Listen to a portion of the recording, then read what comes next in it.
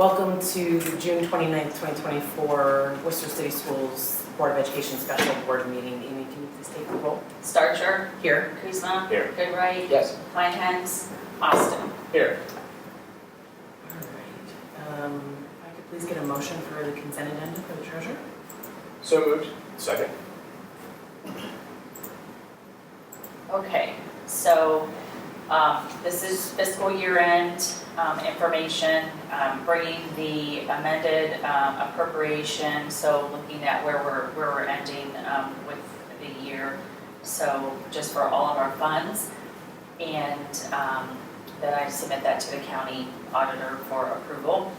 So part of that is advancing funds from, it's mostly our federal funds. We can't close a year with negative balances, so we do temporary advances from the general fund to those funds so they aren't zero. And then once we open the fiscal year for July 1, we move that money back. So I have the advances in the amount of $223,328 total from the general fund, and then I've listed all the funds that those will advance to get them into positive balance. The other thing is transfer of funds. So these are permanent transfers that we do at the end of the year from the general fund. We are transferring a little over $68,000 to the athletic fund because it is in the negative, and that'll be a permanent transfer because that's, they're not going to be able to generate income for that. Gabe and I are in discussions with Alex on how to, work through that for next year in terms of budgets. So it might be a combination of, allocating a little bit more money to them, and then at the same time, then, being a little more frugal in a few areas with maybe some cycles of things they purchase. One factor that definitely played in was we had 4 home football games last year. This will be the last year of this weird rotation. It'll be back to a 5-5, but due to some things a few years ago with moving a team and things, moving a game, we were 6-4, where we'll go a year with 4 home games and then 6. So we have 6 home games this year. Weather wasn't great in a couple of our home games last year. Football game is by far our most dominant revenue source. So we think that'll factor in a little bit as well. And then every year at the end of the year, we move 20 grand from general fund to the athletic turf fund as a permanent transfer. And then also at the last board meeting, we created a general fund, that termination benefits fund. So I'm moving $220,000 to pay out severance once we open the fiscal year. So that'll be a year-end transfer before we close. And then I also have transfers that will happen July 1 when we open the fiscal year, and that's to the 2 capital projects funds, moving a permanent transfer from the general fund, $338,000 going to the classroom facility fund, and then $1,840,000 going to the athletic administrative fund for those projects that we're working on. And then I also have our temporary appropriations for your approval in the amount of $72,683,555. So that gives us authority to, once we open the fiscal year on Monday, gives us authority to spend on a temporary basis. And then in September, I'll bring the permanent appropriations to you once we finalize the budget for next year. And then the last thing that I have is revision of our credit card policy. We did find that we were spending over the $25,000 in our credit card. We just use it a lot more for PD, for some of our purchases when places don't take credit cards. So I'm bringing that policy to you to increase that to $50,000. That's my agenda.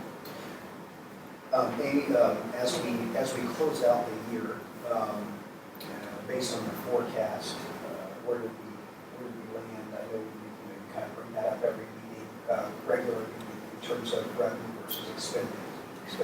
I mean, I think we're still in a good spot. I haven't looked at that, to be honest. Yeah, because that's different than what you said.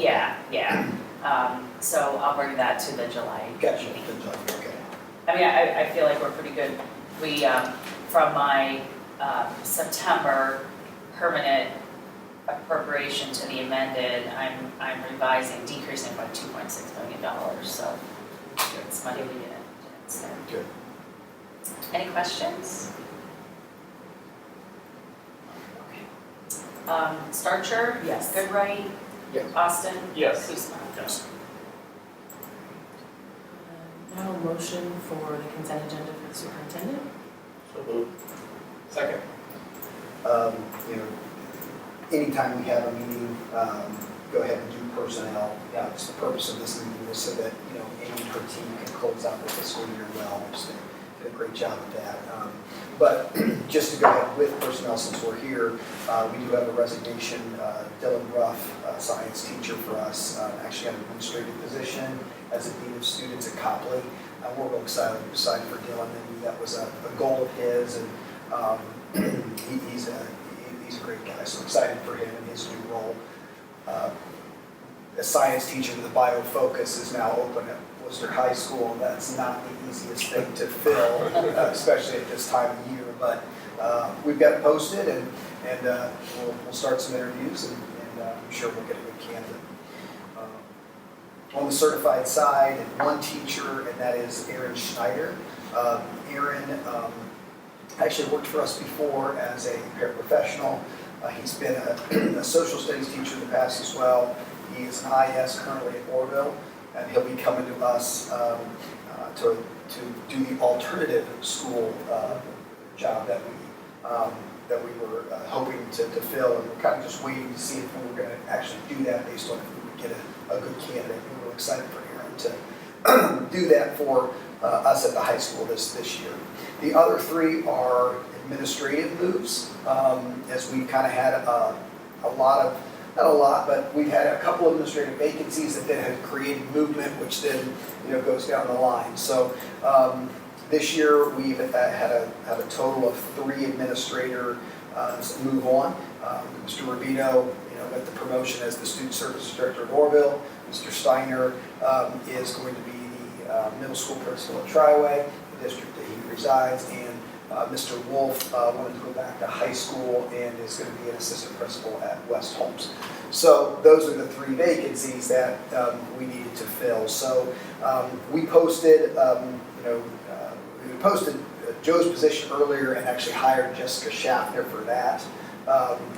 With Nate, we posted his associate position, which is kind of like our number 2 at the high school. Their role is a little different than the other assistant principals.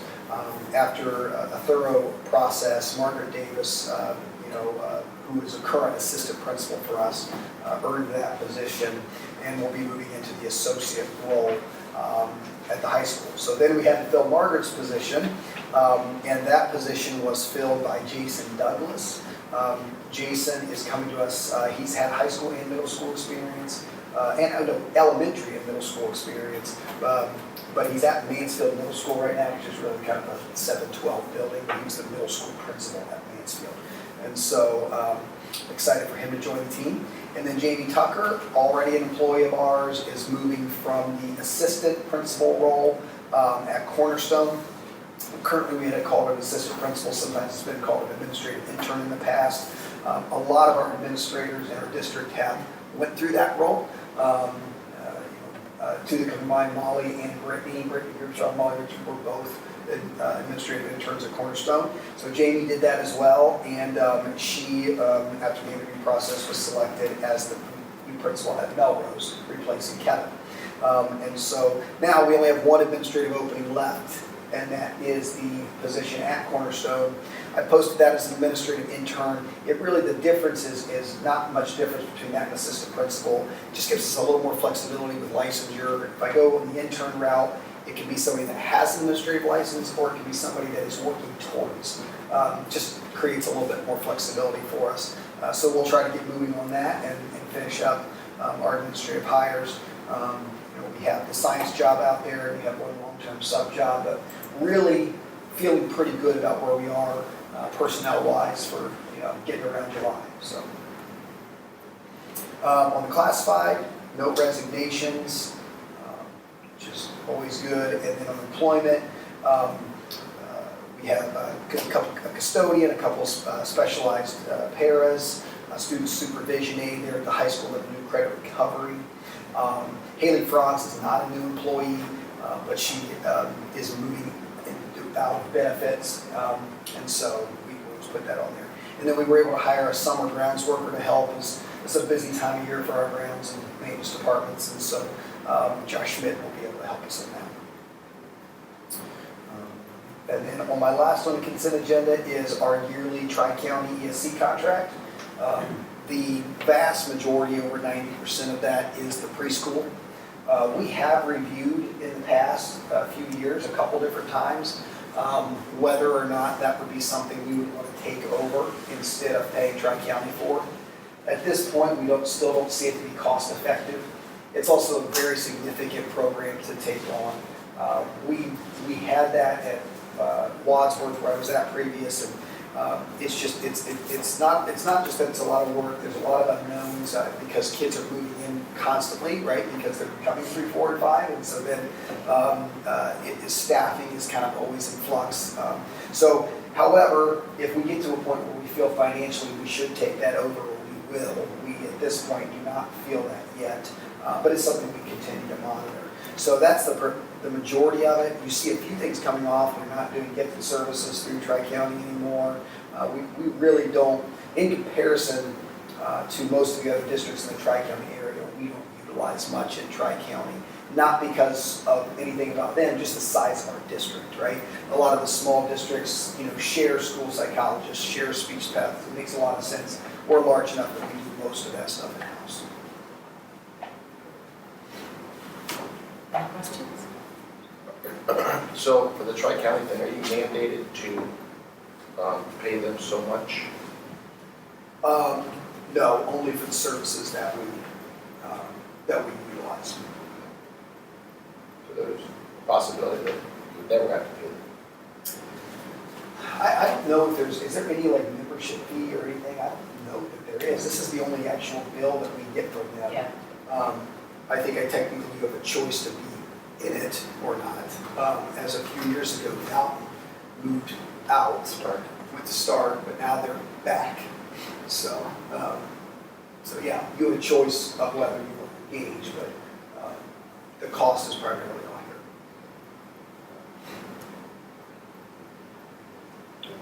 here. Starcher, Yes. Kuzma, Yes. Goodright, Yes. Austin. Yes. Section 4, motion to approve the district's continued partnership with the Ohio School Board, which provides a self-insurance program for the district's needs for comprehensive property and liability coverage, as well as risk management services to member public schools. The premium for July 1, 2024 through June 30th, 2025 is $184,361. It's early. And approval of the excess crime policy in the amount of $3,970 through Travelers Insurance.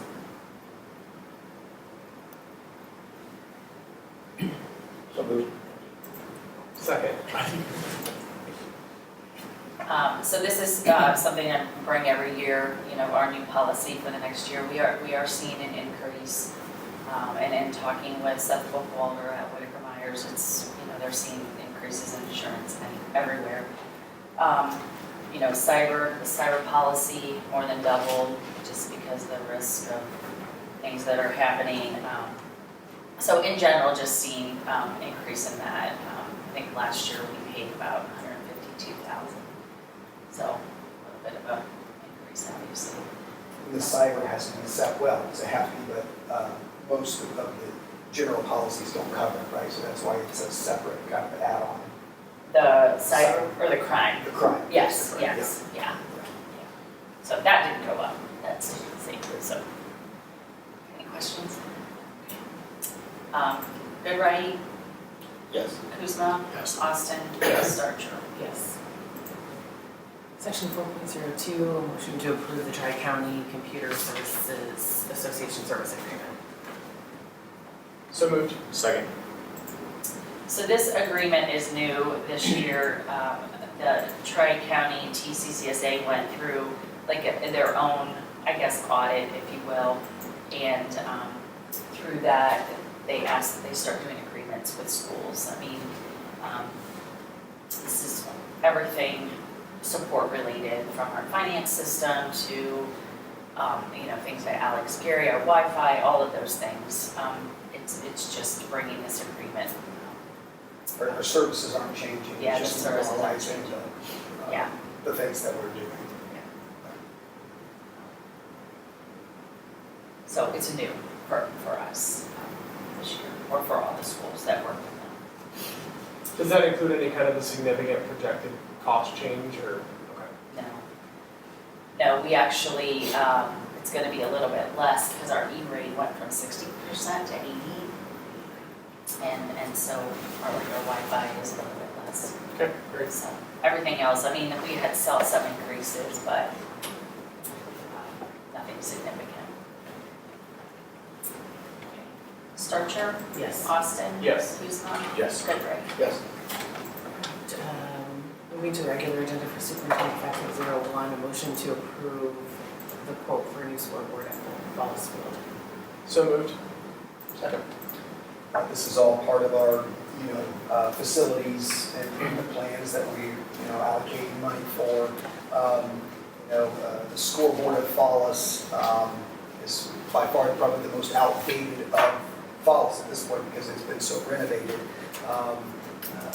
If it wasn't, the look of the scoreboard, sure, this one will be a lot nicer, but that's not the reason for doing this. We've been having some issues in the past year with the scoreboard not working at moments, and you can't not have your scoreboard work. So we started to look into this. It's going to be a very nice scoreboard through Daktronics, which provides most of the scoreboards in the state. However, we're very thankful and excited that $100,000 of this project is going to be paid for through a donation. Technically, it's an advertising agreement. So Paul Sopratini, who's Chrysler Dodge, he likes scoreboards. And so he did it wasn't actually the scoreboard, it was the table in the scorer's table for the basketball, volleyball, that.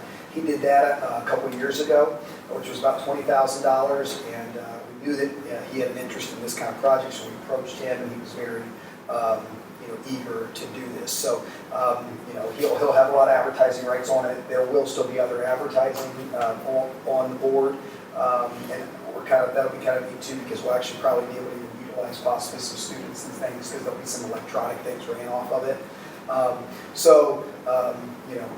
It is an expensive purchase, but luckily some of it will be offset, and I think it is definitely going to be needed and something that will be appreciated by our community.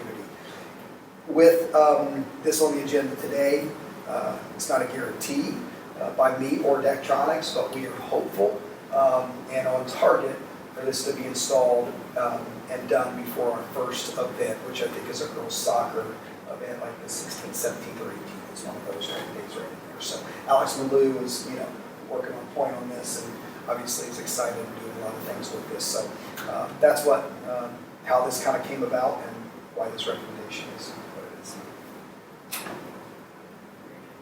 Very important question is, will it be placed in the same spot? I was thinking I'm the just same curious. thing, yeah. Why is that? It's very, not the exact same spot, very but very close. similar, yes. Okay. And actually, as you can see, there's two quotes on this. There's the quote for the board, Mhm. and then there's the quote for installation of the board, Yeah. which is a company that is related to Daktronics, but it's not actually Daktronics.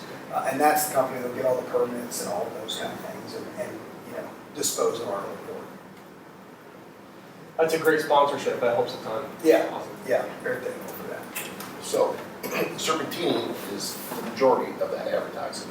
They get, so what we agreed to in a contract with them is that they're the only auto advertiser on the board. But there's spots for other, permanents. Those can still be, we can still raise money on those. And then I think it's like every other of the electronics would be his. That's the same that we did on the scores table. So it would be Chrysler Dodge, and then it could be Meyer, and then it would be Chrysler Dodge, and then it could be, Dollar General, whatever it wants to do. Yeah, so the other advertisers, those aren't permanent. They pay a yearly fee. Correct. Should they not, then they come down and somebody else Correct, goes when in. somebody goes up. And this agreement is actually technically only for 5 years. It's not a permanent, we'll probably, I'm sure we'll continue to, if he wants to, we would continue to work with him, but the guarantee of what this will be, like, there's gonna be a sign that says, Chrysler Dodge welcomes you to Falls Field, and, that kind of thing. So that'll be, it's a 5-year agreement with him. And that welcomes portion I assume is more permanent in terms of it's permanent on the board, not electronic. So that's actually not on the board. That's going to be like as you come in, follow us. Okay. Just like a smaller poster type, poster probably not right, but Sure.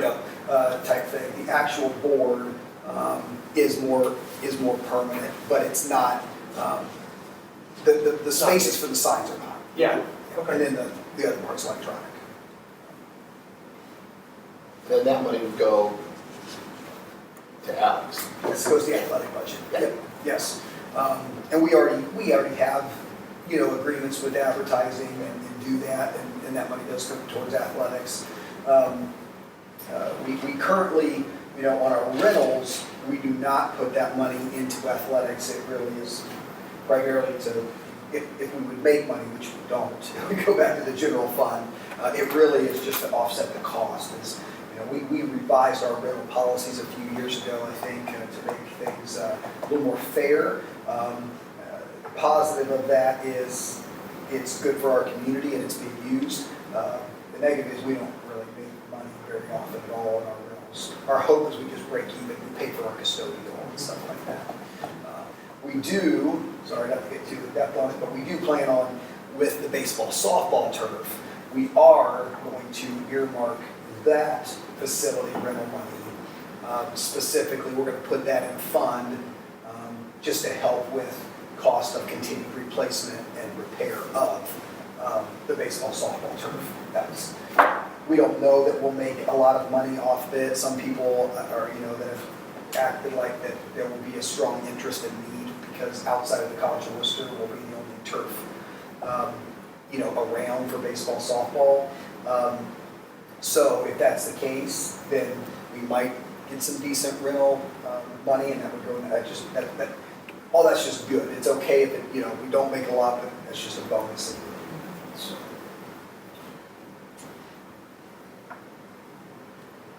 Any questions? Austin, Yes. Goodright. Yes. Kuzma. Yes. Starcher. Yes. 5.02, a motion to approve the extended service limited contracts, extended days for the 2024-2025 school year of Jessica Anderson and Sean Wade, up to 5 days of their per diem rate. So moved. Second.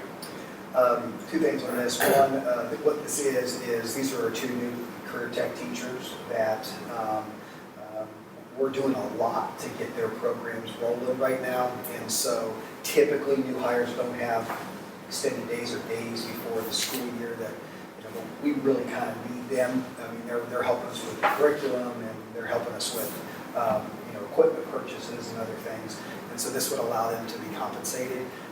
This would be on my consent agenda, but Ms. Anderson is related to Rick, and so anytime we do that, if I would keep it on the consent agenda, then he could vote on anything on the consent agenda, and that doesn't make sense. So that's typical, with anything is that would be the same as other things related to individuals if you were related to them directly. Okay. Starcher, Yes. Kuzma. Yes. Goodright. Stay. Austin. Yes. Is anything else? Just a reminder for you guys, but also for the public, our next meeting is July 16th, and that's an early one from the standpoint, we'll do our evaluations, so we'll do those in the district meeting room starting at 4. So Mr. Farnsworth will be here to help facilitate that, and then our regular meeting will be at 6 as normal in the LGIR. I don't believe at this point, one of the things I've mentioned before and I've mentioned publicly is sometimes there can be a need for special meeting prior to July 10th. As remember in Ohio, July 10th, after July 10th, if let's say we had a teacher that was from East Holmes that wanted to come be our science teacher. By law, East Holmes does not have to allow them out of their contract for the next year. And the reason for that is because it's hard to find teachers, and so sometimes superintendents are able and willing to do that, sometimes they're not. It's not because they're mean or not, it's sometimes whether they can fill the job.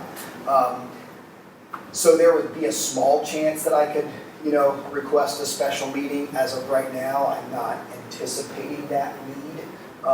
And obviously, we would, work with you to schedule that, and the public would be made aware, and that would be a very quick employment meeting if we needed it. But as of right now, it's not scheduled, and we're just scheduled for the 16th.